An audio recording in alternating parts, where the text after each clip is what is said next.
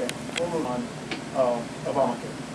And while it's a federal issue and federally regulated, as of today it is the law of the land, and there are certain responsibilities that the states must engage in order to basically to satisfy the requirements.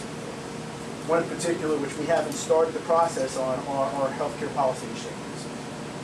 My question would be, as a senator down at the Capitol, as of today, without making any assumptions about what the court's ruling will be on the law, what is your position regarding trying to push forward a process or something relating to the healthcare policy exchange?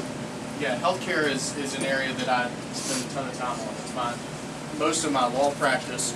I was one of the Special Assistant Attorney Generals representing the state in the challenge to Obamacare. The question was, what are we going to do with healthcare exchanges? And I think it depends on whether we're successful either at the Supreme Court or as Republicans at the ballot box in November. If Obamacare is defeated completely, I don't support having state exchanges. I don't think the government needs to set up a marketplace that is already in the private business. You can go to e-health insurance and it functions largely the same way as an exchange right now. If we need to make laws to remove barriers and to make it more effective, then I would support that. But I don't think we need to set up a government-based exchange going forward. In terms of what else can we do going forward, I'm proud of the work I had in the state capitol on health savings accounts legislation. We passed it in 2008, and what it said was if you're an individual, you can deduct your premium from your state income tax, just like you could if you were getting your health insurance paid for by your employee. It was only for health savings accounts.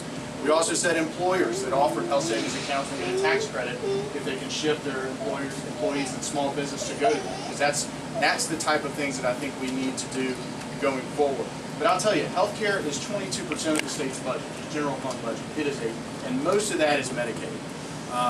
And having spent 3 or 4 years working on the Medicaid budget, we need to be ready for whatever happens with federal health care reform, because it will expand it dramatically, or we're going to need to fill the gaps. And in terms of what do we do going forward, there are some things, to be very clear, that we need to work on, and that don't always make sense in a free market, totally free market, because healthcare is not a free market.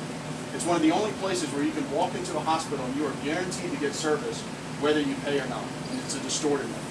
And so one of the things that we need to be able to look to is working with other states. There was a compact legislation passed last year to address things like persons with chronic illnesses, persons with pre-existing conditions, and how do we cover folks like that who can't find insurance on the private market for no fault of their own. And I think one of the ways we can do that is you spread the risk across states, and you really work to make sure that those people do have health insurance, because I think that's the kind of incentive behavior we can do and we should do. Jimmy, can I add one thing to that? Because I set it up and then I presume that Obamacare fails, either in the ballot box. If it passes, then I would support a state exchange, because I'd rather us design our exchange than the federal government. The way the law is set up now, if the states don't come up with an exchange, we get one that the feds create, and that's forced upon us. I'd rather have one that we design. It's controlled out of Washington.